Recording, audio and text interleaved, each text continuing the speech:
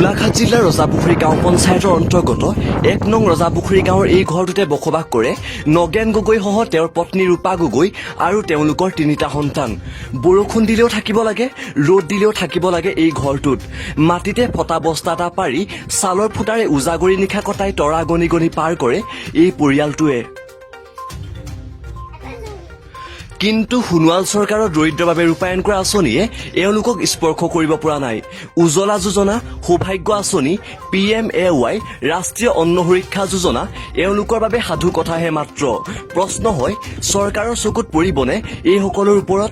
এই প্ৰতিবেদন চোৱাৰ পাছতো যদি পঞ্চায়তৰ ডাঙৰ মানুহসকলৰ চকুত নপৰে এওঁলোকৰ ওপৰত, তেতিয়া জনপ্ৰতিনিধিৰ ওপৰত বিশ্বাস হেৰুৱাব সহজ সৰল এওঁলোকৰ দৰে দৰিদ্ৰ লোকে।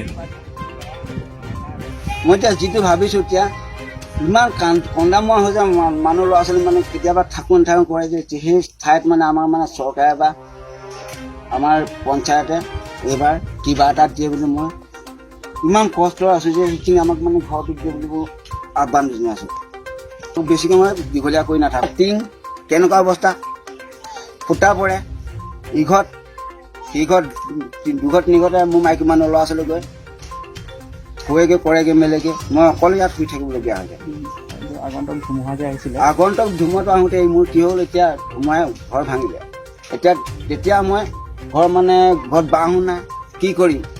লোকৰ পৰা এটা দুটাকৈ মই কঢ়িয়াই ঘৰটো বনোৱা হৈছে। যেনে একো ঠালিতে আমি খোৱা নিকা তেনেকৈ কৰি থকা নাই। হয়, আপোনাৰ মানে এতিয়া বৰ্তমান চাউলো খাবলৈ নাই? চাউলো মই বৰ্তমান খাওঁ নাই। চাউল মানে মই 12 মাহ কিনিয়ে খাওঁ। হয়, আপুনি কাম কৰে নহয় জানো? কাম কৰোঁ, মই 12 মাহ কাম কৰোঁ। 12 মাহ কাম নকৰিলে মোৰ ল'ৰা ছোৱালী পেট মৰি যায়। হয়, তথাপি কোনো জনপ্ৰতিনিধিয়ে আপোনাৰ খবৰ লোৱা নাই তেওঁলোকে? খবৰ লোৱা নাই। তেওঁলোকে মোক মানে কিবা এটা আহ্বান কি কৰিব আপোনাৰ চৰকাৰৰ প্ৰতি বা জনপ্ৰতিনিধিৰ প্ৰতি আহ্বান কি কৰিব আপুনি? চৰকাৰ আহ্বান কৰিছোঁ মোক যেন আশ্ৰয়ডোখৰ ভালকে বনাই দিয়ে যেন, মই সেইটো আহ্বান কৰিছোঁ। হয়, মানে লেট্ৰিনটোৰ বাহিৰে আৰু একোতো পোৱাই নাই আপোনালোকে? হয়, ধৰক আপোনালোকৰ পঞ্চায়তৰ ওচৰতে আছে, দেখি পাইছো। হয়, পঞ্চায়তৰ ছেক্ৰেটাৰী বা পঞ্চায়তৰ কোনোবা আহিছিল নেকি? আপোনালোকৰ কৰ্মকৰ্তা এটা আহিছিলে নেকি? অহা নাই এতিয়ালৈকে। ওচৰে পাজৰে ইফালে ওচৰতে ঘূৰি পকি যায়, ঘৰটো দেখে, কিন্তু সিহঁতে চকু মুদি যায় পাছত। হয়, তেওঁলোকক আহ্বান কি কৰিব আপুনি ঘৰৰ পৰা? আহ্বান কৰিছোঁ, তেওঁলোকে যদি এইখিনি যদি নধৰে, মই তেতিয়া চৰকাৰৰ ফালৰ পৰা কিবা এটা ভাবিছোঁ, নহ'লে তেওঁলোকেও কিবা এটা কৰি দিয়ে। হয়, ঠিক আছে বাৰু, ধন্যবাদ। মানে পঞ্চায়তলৈ গৈ থাকে আপুনি? পঞ্চায়তলৈ গৈ থাকোঁ, মই যেতিয়াই মিটিং হয় তেতিয়াই গৈ থাকোঁ। হয়, তথাপি একো এটা কৰা নাই হেৰি চৰকাৰ ফালৰ পৰা। পঞ্চায়তৰ ফালৰ পৰা একো এটা কৰা নাই।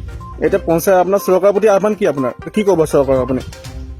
চৰকাৰ এতিয়া এইটোৱে জনোৱা যে আমি যে চৰকাৰী এটা মানে ঘৰ এটা দিব বুলি আশা কৰিলোঁ আৰু।